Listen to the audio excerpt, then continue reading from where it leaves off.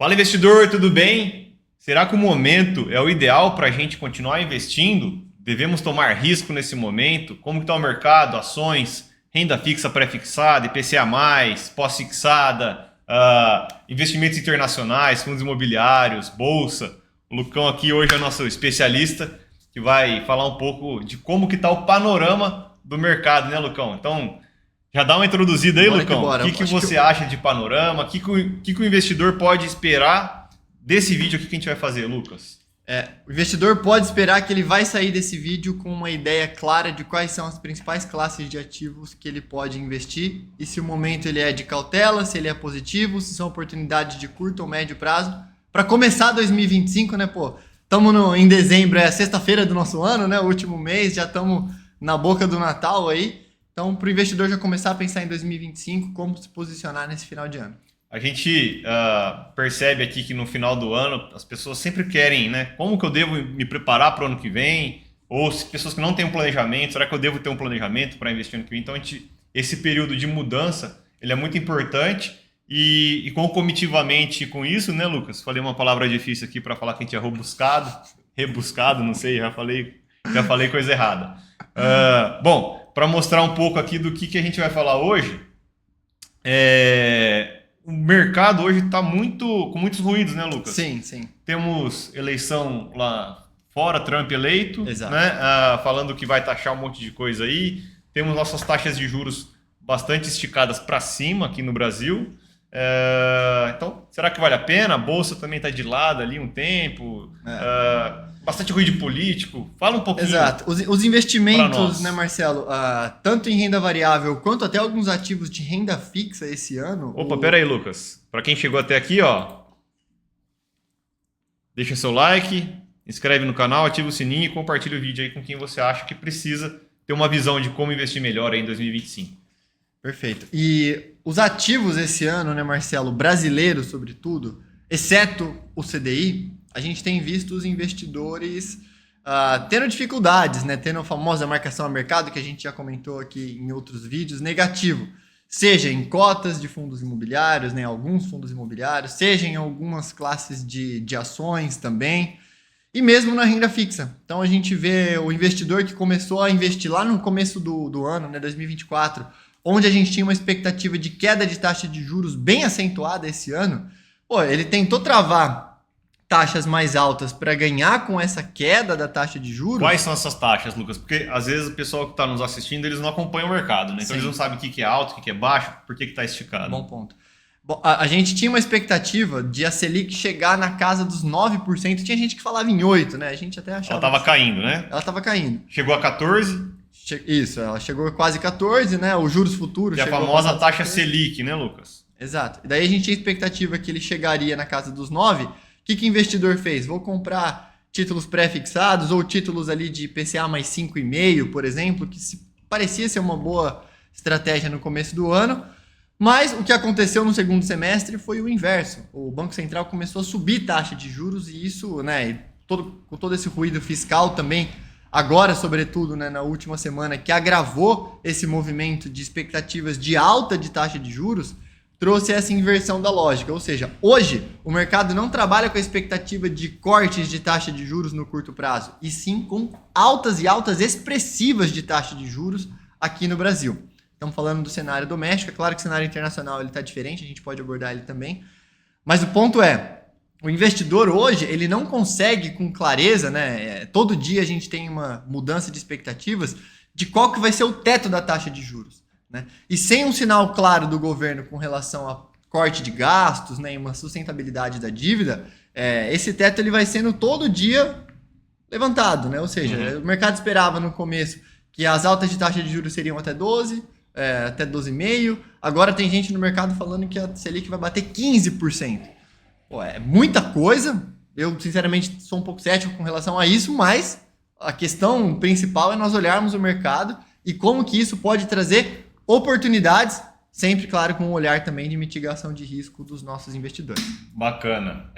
Conta um pouco para mim, Lucas, o que você acha que é o principal motivo dessa alta. É lógico que o objetivo do nosso vídeo aqui é falar como que a gente investe, né? Mas vamos introduzir um pouco. Por que a gente está acontecendo esse movimento? câmera tá um pouquinho estourada aqui. Se você puder dar uma bunda para lá de cadeira. Olha lá, pessoal, aqui é ao vivo. Ó, a gente vai ajustando aqui para vocês. Ali, melhorou. Como que você acha... Por que você acha que a gente está tendo esse movimento na taxa de juros aí? A pressão é inflacionária, né? Sim. Não sei se você citou, está na minha cabeça, mas essa pressão inflacionária, de onde que ela vem? Por que ela existe? Como que o mercado reage a ela? Tá.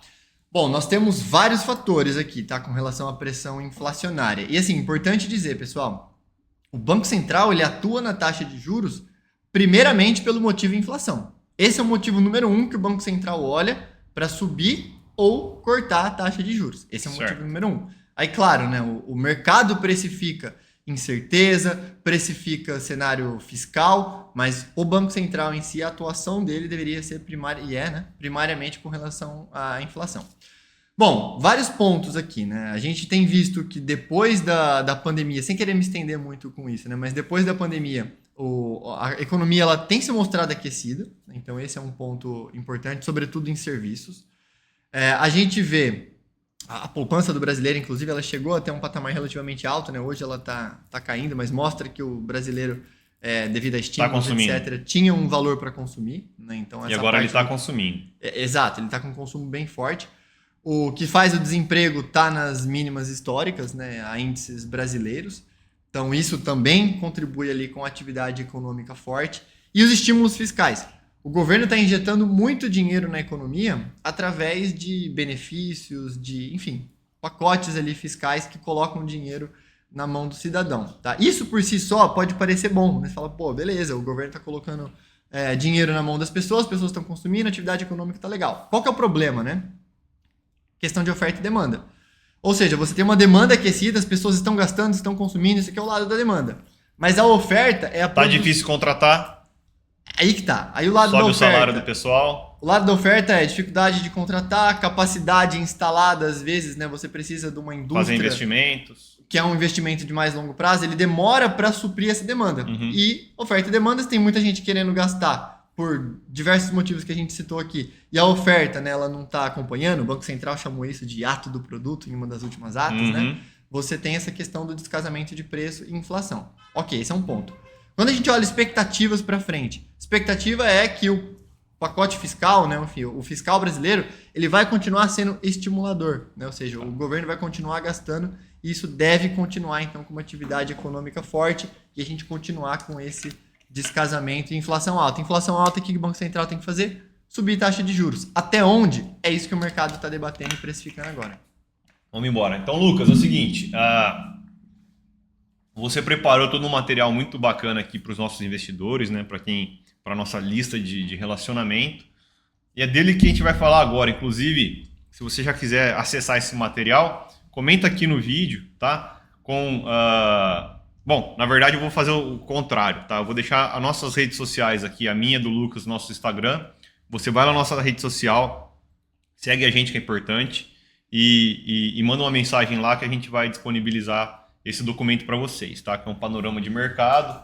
Lógico que eu imprimi preto e branco aqui para economizar, mas tem todo um material bem preparado aqui, onde resume tudo isso que o Lucas vai falar hoje, tá? Perfeito. Então vamos lá, Lucão. Conta para mim agora outra coisa. Como que você acha que... E vamos entrar depois logo nos investimentos. Como que o Trump pode... E é uma dúvida das pessoas, né? Como que o Trump, a eleição do Trump pode também afetar o nosso país aqui? Tá. Rapidamente, só para a gente voltar agora para os investimentos. De duas maneiras, né?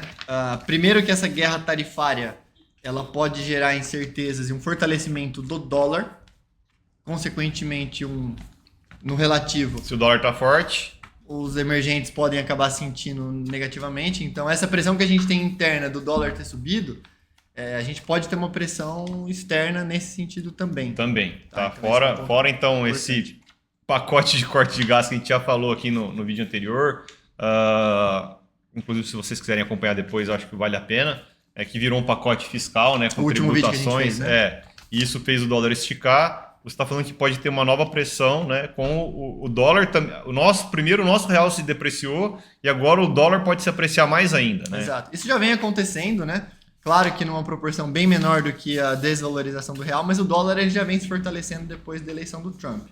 Então, do ponto de vista ali Brasil, eu acho que esse seria importante. Aí, claro, né, assim, seria difícil até para nós falarmos, porque a gente não é especialista em geopolítica e tarifas internacionais, mas pontos que o mercado vai avaliar essa guerra comercial vai gerar riscos de negociação entre os países ou oportunidades? Será que os Estados Unidos fazendo uma guerra comercial com a China vai gerar problemas de negociação para nós ou abrir oportunidades de negociação do Brasil com os Estados Unidos ou com a própria China? Então, são questões difíceis para nós aqui mensurarmos, mas que está no radar. Especialista é você. Posso dar minha opinião? Lógico. Assim, a minha opinião, tá, Lucas? Pensando na macroeconomia aí, é que o Brasil está muito bem posicionado hoje, né? Lógico que a gente não pode flertar com ditaduras, com comunismo. A gente tem que ter relação com a Rússia. A gente precisa da relação com a China. E com né? os Estados Unidos. E com os Estados Unidos e com a Europa. Então, só que a gente não pode, então, querer... A gente tem que ter relação, mas a gente não pode querer namorar, né? Um namoro muito sério com esses países que o próprio Ocidente está afastando, né? Então, você mesmo disse aí com as questões tarifárias. Então, essa é a minha questão. Eu acho que o Brasil está bem posicionado. Inclusive, manter a posição neutra de sempre, né? Que o Brasil sempre foi um intermediador de várias partes ali, né? Sempre soube fazer negócio com todo mundo. Acho que manter essa posição e entra naqueles pilares que hoje está muito comum aqui no mundo, que é assim, para os Estados Unidos, né? É o nearshoring, né? Então, assim, a gente tem que estar perto dos Estados Unidos. O greenshoring, ou seja, a gente tem oportunidades a gente tem uma economia verde, a gente tem a oportunidade de ter energia renovável, enfim, entre outras coisas, né? E o friendshoring, que é onde eu entrei, que a gente não pode querer namorar países que estão sendo afastados do resto da economia do mundo, né? Como aconteceu com a Rússia, e querer também fazer negócios robustos com Estados Unidos. Então, eu acho que a gente está bem posicionado, porque se a gente fizer bem o nosso papel de intermediador aí no mundo, né, de pacificador também, a gente consegue aproveitar do melhor de cada economia. Então, ter os fertilizantes ali da Rússia, né, a China comprando aqui a nossa soja, a gente comprando alguns artigos que a gente precisa da China e tendo aí uma entrada de investimentos dos Estados Unidos aqui também no Brasil. Até pela desvalorização do real, acaba sendo um momento que se a gente fizer o nosso dever de casa e o nosso papel, a gente fica barato para os Estados Unidos botar o dinheiro aqui. De entrada, né? Exato. Bacana, vamos lá. Concordamos nesse ponto. Você quer dar uma introdução aí? Vamos falar de algumas classes de ativos de maneira resumida e direta ao ponto? Vamos lá. Dentro desse panorama, pessoal, até para explicar para vocês, eu pontuei as principais classes de ativos que nós trabalhamos aqui com os nossos investidores e a nossa visão, né? Se ela é uma visão positiva, com cautela ou não, a gente vai falar sobre isso agora. Bom, então acho que o primeiro é a famosa renda fixa, né, Lucas? Que você falou aí que as taxas de juros estão IPCA mais 7, taxa de juros longa, né? A Selic já está na casa dos... Está indo para 12, mas vai para 12 semana que vem. E as taxas longas aí já estão na casa dos 13, 14, Sim. Tem gente falando em 15, como o Lucas falou. Então vamos falar de renda fixa. Pós-fixada, começar pela mais simples, né, Lucas?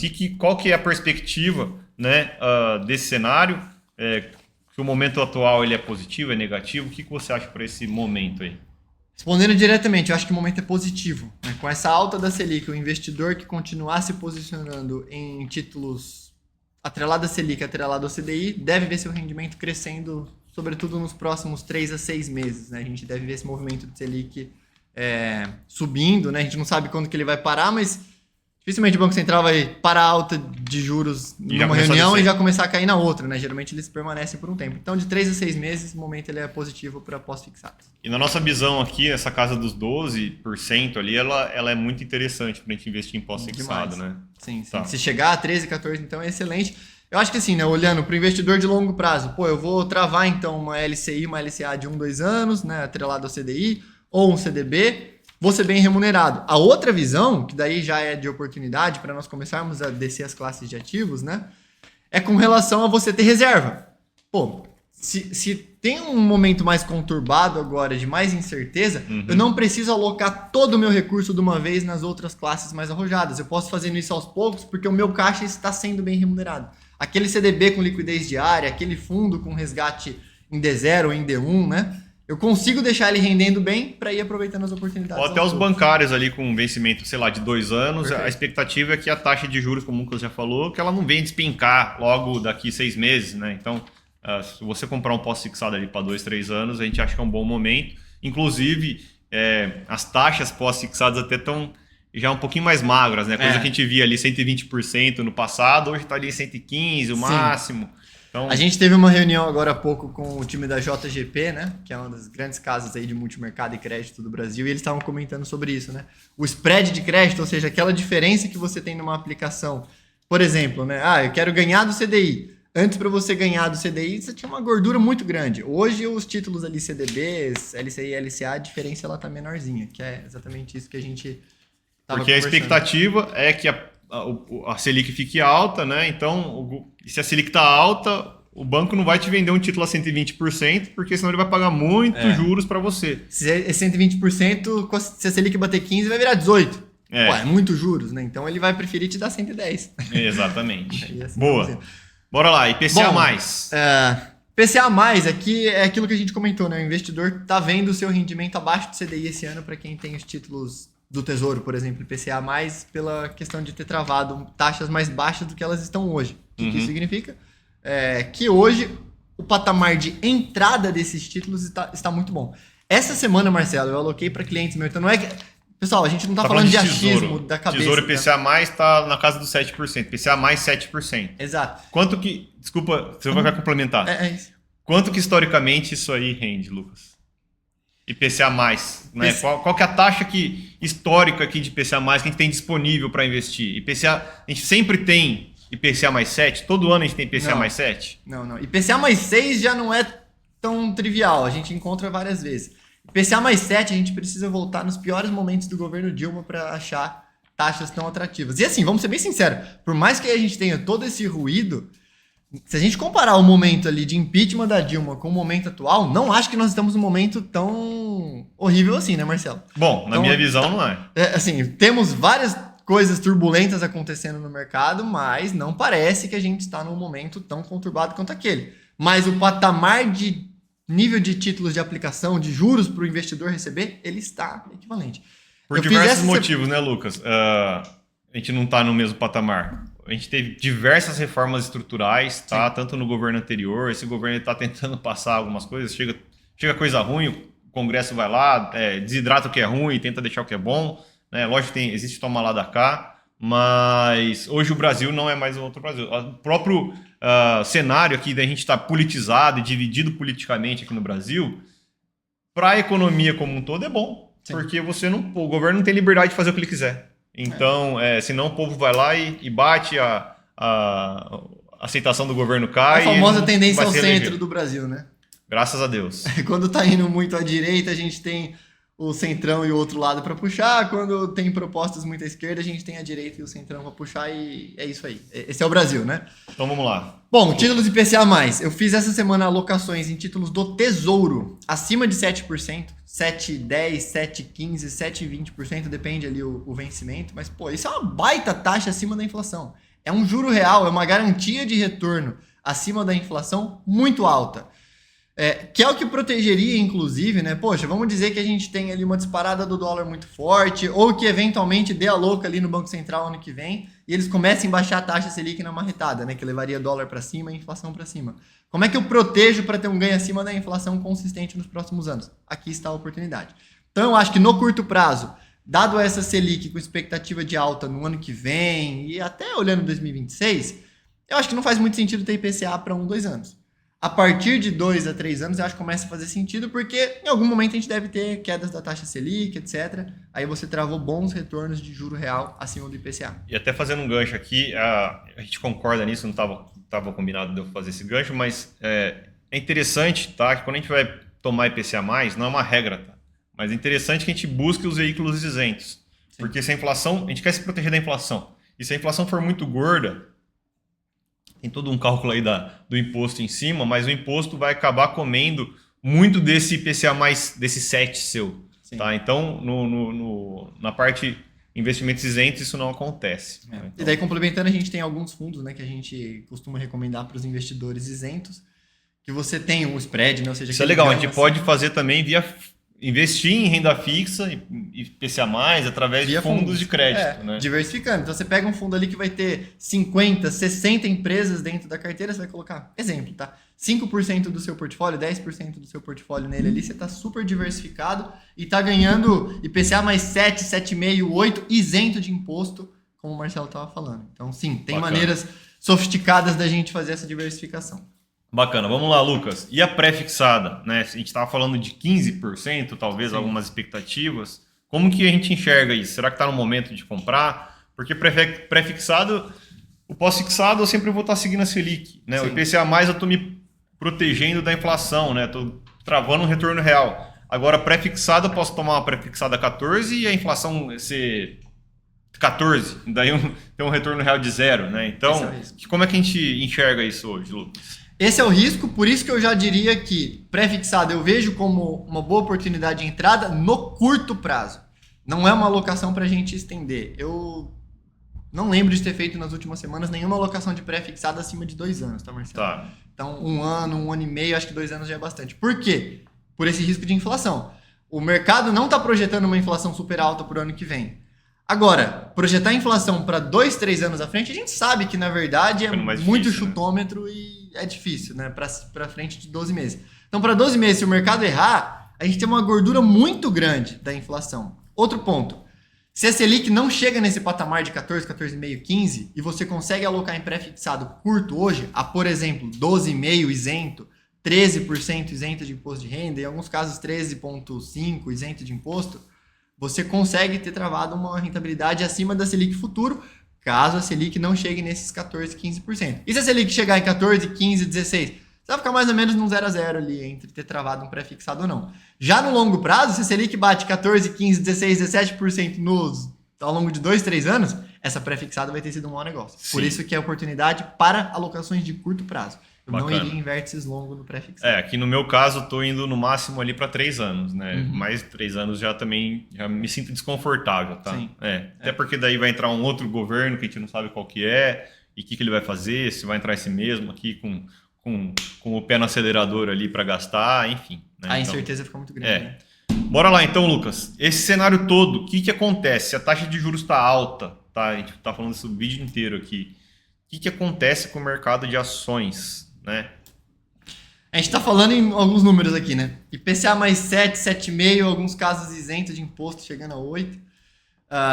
Taxa de juros pré-fixada 12 isento, 13 isento, 13,5 isento, dependendo do prazo que você pegar. E Selic potencialmente chegando a 14, 15%. O investidor fala, meu Deus, para eu ganhar na renda variável, essa renda variável tem que subir muito, ou a empresa tem que pagar um dividendo muito alto para valer a pena. Então o cara mantém o recurso em renda fixa. Isso gera uma pressão vendedora, ou seja, o mercado reduz a sua exposição em ações, consequentemente, com menos participantes em ações, os preços caem. É igual se você tiver um bairro aí, onde as pessoas estiverem vendendo as casas, né? Você vai ter menos gente querendo comprar, essas casas vão se depreciar. É o que acontece hoje no mercado de renda variável brasileiro. Já puxando o gancho aqui, porque a gente vai falar mais para frente, é a mesma lógica para os fundos imobiliários. Então, as ações e os fundos imobiliários hoje estão sendo pressionadas por essa taxa de juros. Bacana. Falou de casa, Lucas. Tem tudo a questão, né? Quanto que é o metro quadrado no Leblon, na Faria Lima, que são os múltiplos, né? Multiplicadores. Tô vendo aqui no teu documento de panorama aqui que hoje, então, o que é esse PL, preço-lucro de 11 vezes? E por que isso é tão interessante? Sim. Eu sei que a ideia do vídeo é ser um pouquinho curto, pessoal, mas acho que vale a pena a gente passar com calma aí por cima dos investimentos, já que a gente fez tantas introduções aqui e tantas explicações cuidadosas, vamos ser cuidadosos também para falar isso aí.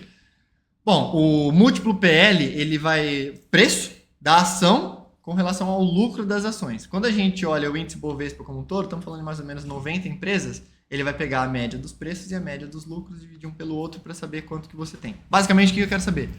Com base no lucro atual das empresas e no preço, quantos anos eu teria meu dinheiro de volta? Essa seria a métrica, tá? De maneira simplificada para o investidor entender o que a gente está falando aqui.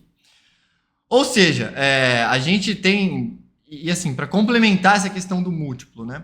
As empresas brasileiras no último trimestre demonstraram um crescimento robusto. A gente está falando em crescimento de lucro das empresas brasileiras.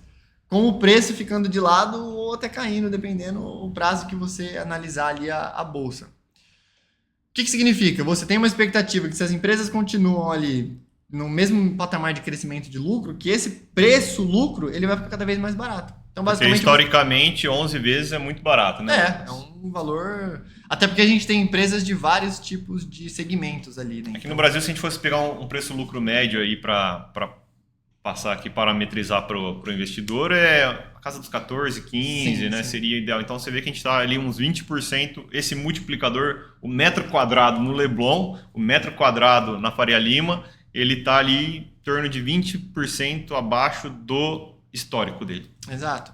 E a gente pega algumas casas, né, algumas corretoras e algumas gestoras, que quando projetam esse crescimento de lucro continuando no ano que vem, tá falando num PL de 8, 9 no ano de 2025. Ou seja, o momento para a entrada de ações, ele, do ponto de vista de preço, ele é interessante. O preço das ações brasileiras estão atrativas para a entrada. Agora... Se os lucros caírem... se os lucros caírem, aí já seria um problema. Mas eu acho que o principal problema nesse momento, Marcelo, ele é mais macro e com relação a ruídos. Ou seja... As taxas de juros também. Taxa de juros. Quanto mais a taxa de juros vai subindo, menos atrativo fica isso aqui. A gente falou de taxa de juros o vídeo inteiro, né, Lucas? O vídeo inteiro. A taxa de juros é o que baliza, né? Isso que a gente nem falou da taxa de juros em dólar, né? Mas enfim. Ou seja... Vamos chegar lá. A taxa de juros, ela acaba exercendo esse papel fundamental e os ruídos políticos. Então, será que vão colocar uma tributação nova? Como que vai ficar tudo isso? Então, também acabam impactando aí o mercado de... Já pega o trilho aí para fundos imobiliários, Lucas. Tá, fundos imobiliários. A gente fez um vídeo sobre isso, então eu vou tentar ser mais sucinto, mas os fundos Vai imobiliários... lá atrás do vídeo que tá bom também. Acho que foi uns 2 vídeos atrás. Faz 15 dias, então exato. Tá bem atualizado. Os fundos imobiliários, a gente tem dois tipos. Os fundos que compram os imóveis e colocam para alugar, recebe esse aluguel e repassa para o investidor na forma de dividendos mensalmente. Então você recebe um fluxo de caixa ali como se fosse um aluguel. E a gente tem os fundos imobiliários que financiam empreendimentos imobiliários, recebem os juros, repassa esses juros na forma de dividendos como se fosse um aluguel também. Principalmente os fundos de tijolo, que são esses que têm os imóveis, a gente vê vários fundos. Aqui eu estou falando de maneira generalizada, claro que vão ter fundos que não estão em um momento interessante, tem fundos que estão em um momento mais interessante. De forma generalizada, os fundos que a gente acompanha, eles estão com carteiras saudáveis, com inquilinos pagando bem, com índice de vacância, né? Ou seja, o que está vazio ali dos imóveis baixo, dividendo pelo menos estável, só que com os preços do mercado caindo muito. Então a gente vê aquela história dos imóveis, o exemplo que a gente deu no último vídeo, imagina um imóvel de 1 milhão, que o inquilino te paga 6 mil por mês, né, de aluguel. Agora esse mesmo inquilino continuando pagando 6 mil, tudo certo, não falou que vai sair, paga ali os 6 mil certinho por mês, mas você compra o imóvel por 800 mil. Essa é a realidade de vários fundos imobiliários. Agora, o fator juros, ele pode fazer com que esses 6 mil por 800 seja menos do que a taxa Selic ainda no curto prazo. Então o investidor fala, tudo bem, legal, vou receber um dividendo que ainda vai ficar abaixo da Selic, eu vou continuar na Selic, no pré-fixado, na renda fixa. Ou seja, no curto prazo, eu não esperaria ganhos explosivos nos fundos imobiliários.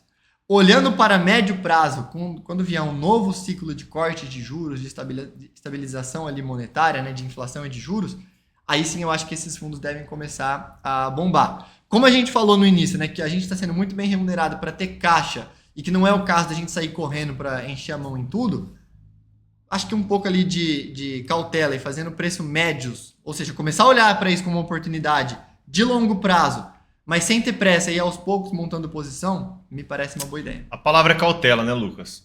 É cautela, mas não ficar parado também, assim, né? Pô, tudo bem, tô sendo bem remunerado para ficar parado na renda fixa, mas vale a pena eu começar a aproveitar essas oportunidades aos poucos. Então, a gente fez um vídeo lá do Kinea Renda, ele tava em 130 e pouco a mercado. Ele bateu 128 ontem, ou seja, ele caiu. 130 e pouco era barato, 128 é mais barato. Na nossa ainda. visão, tá? Façam as suas análises, exato, ou contrate um consultor. Exato.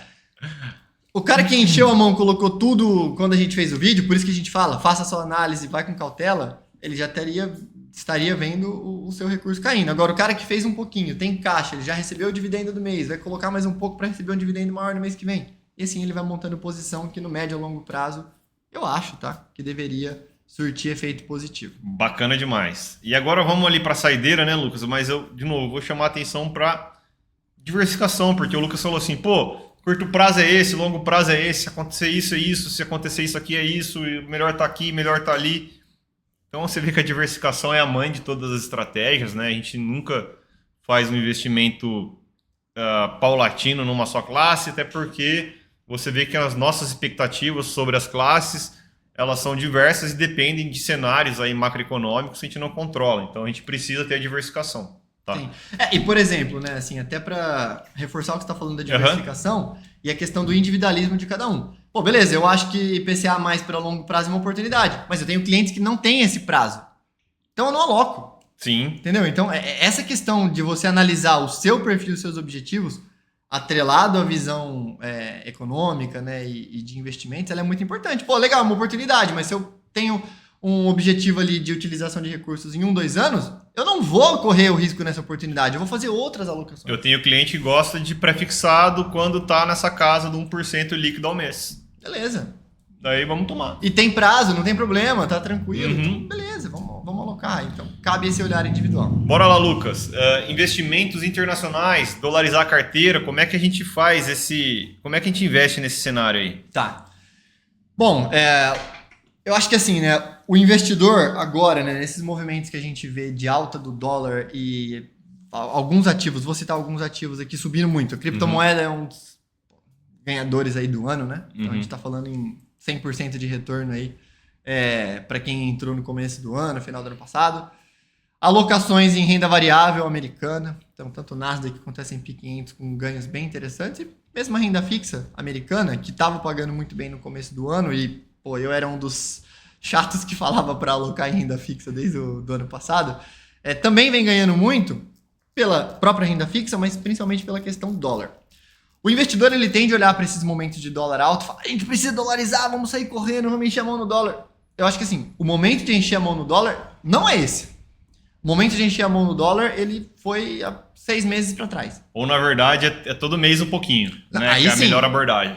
Aí sim, fazendo preço médio. Mas de encher a mão, pô, não tenho nada de dólar, vou colocar uma parte relevante do meu patrimônio agora em dólar de uma vez? Não. Vamos fazer um planejamento para a gente ir colocando ao longo Você dos compra uma pipoca meses. no cinema lá, se você meter a mão na pipoca encher a mão de pipoca com manteiga, você vai se lembrecar toda ali, né? Agora, se você for ali, ó, pegando uma pipoquinha por vez ali, você vai aproveitar do melhor da pipoca, pode comer o balde inteiro do mesmo jeito, mas não corre risco de se sujar tanto, né? Perfeito. Desculpa Não, mas a analogia. Foi bom, porque eu nunca tinha ouvido esse exemplo, eu vou começar a usar um pouco mais. Ou seja, com calma, porque o momento de ter colocado, né, mais dólar no carrinho era lá atrás. Eu acho que não ter nada de dólar na carteira não faz sentido exatamente pelos riscos que a gente vem conversando. Mas eu entendo que é um momento de exposição ao dólar com cautela. Tá. Tá, Até porque isso- o dólar a gente coloca na carteira de investidores que tomam risco, né, Lucas? Exato. Tá. Geralmente sim. Então, quanto mais arrojada a carteira, geralmente mais dólar eu tenho, porque ele serve como uma proteção das alocações Brasil. Bom, então, ok, esse é um ponto, né? Quando a gente fala em dólar, a gente tem... Ou aquele conservador que gasta em dólar. Sim, Tipo, a sim, empresa dele, ele mora lá fora, a Bom filha ponto. mora lá fora. Isso é importante, né? Daí ele tem um passivo lá fora, ele precisa ter esse... Por mais que ele é esse conservador, ele precisa estar atrelado ao dólar. Exato. Bom, aí a gente tem as alocações, mesmo em dólar, que são mais arrojadas ou mais conservadoras. Eu entendo que por essa alta expressiva das criptomoedas, inteligência artificial e das ações, demanda um pouco de cautela pra gente também. Ou seja, vamos alocar em dólar? Eu alocaria mais em renda fixa em dólar do que em renda variável e criptomoedas. Não significa não aloque. Aloque com cautela e exposição de risco, porque a gente já viu essa alta bem expressiva, tá? Ponto importante, e aqui falando sobre alocação internacional, mas não necessariamente o dólar, por mais que a gente goste de falar da alocação dolarizada, e eu vou falar brevemente sobre os juros lá fora, né? Tá. Juros lá nos Estados Unidos, ele começou a cair, né? O mercado esperava que a queda seria de muitos cortes de juros ao longo de 2024, não se materializou, mas nós estamos vendo alguns cortes. Os juros lá, ele está diminuindo. Inclusive, hoje teve payroll, não sabemos como é que foi, né? Mas tá aí. Os juros lá nos Estados Unidos, ele está caindo, e tudo que a gente falou no começo do vídeo aqui, o nosso juros está subindo. Um tipo de diversificação que a gente pode fazer para reduzir risco Brasil e ganhar com essa diferenciação das taxas de juros também, são as alocações redeadas. Então você consegue fazer uma alocação, por exemplo, de um fundo de renda fixa internacional, seu risco são de empresas internacionais. Ah, se dá um risco de crédito brasileiro, o que acontece? Nada, pô, eu tô alocando em empresas de outro país. Se der vou falar de Chamu. uma empresa que vai, der uma Americanas da vida aí, deu um problema de crédito, Americanas foi muito mais que crédito, mas enfim, só para ilustrar. Deu um problema de crédito Brasil aqui numa Americanas da vida, numa Light. Eu tô alocado num fundo de renda fixa de crédito, por exemplo, internacional, vida que segue, não vai acontecer nada porque meu risco é lá fora. Agora, você pode fazer essa alocação internacional com dólar travado. Onde que você vai ganhar? Pô, a renda fixa lá vai me pagar, quando muito, 8% ao ano. Vou ganhar menos do que o CDI? Não. Porque você vai ganhar o diferencial de taxa de juros, é o tal do cupom cambial. Então, a diferença entre a taxa de juros daqui e a taxa de juros de lá vai se somar ao que você tem de rendimento das carteiras, e isso tende a, pelo menos, ficar estável ou até crescer. Então, é uma maneira de você diversificar, diluir risco Brasil. Claro, não vai estar exposto ao dólar nessa questão, que pode ser negativo ou positivo, dependendo os próximos movimentos aí. Beleza, lembrando que todo hedge ele custa um pouquinho, Custa um né? pouquinho, né? Tá bom. É isso, pessoal. Mas Alguma custa um pouquinho e esse consideração? custo ele fica interno dos próprios fundos e das estruturas. Então, É, quando a que gente não fala vê ele na custa, não é que você vai rentabilidade, tá? pagar É. nada, tá? Alguma outra consideração? É isso. Ó, segue aqui, as nossas redes sociais vão estar na descrição, tá? Então, meu Instagram e do Lucas, a gente faz conteúdo lá periodicamente também. Deixa teu like, tua inscrição no canal, o sininho e compartilha o vídeo para quem precisa, né, saber como investir. Nosso vídeo aqui vai estar todo cortadinho. Bom, se você já chegou até o final, você já percebeu isso. Mas o vídeo vai estar todo cortadinho, então se você mandar pro teu amigo ali, ele não vai ficar bravo com você que o vídeo tem mais de 30 minutos. Ele vai poder escolher aí o que ele vai assistir. Vamos fazer uma brincadeira? Se você chegou até o final do vídeo, digita aqui pra gente Panorama 2025. Digita dólar, que é mais rápido. Tá bom, pode ser. Dólar ou Panorama 2025? Dólar. Então, beleza, então. Um abraço, pessoal. Otimize seus investimentos. Com diversificação. Sempre. Tchau.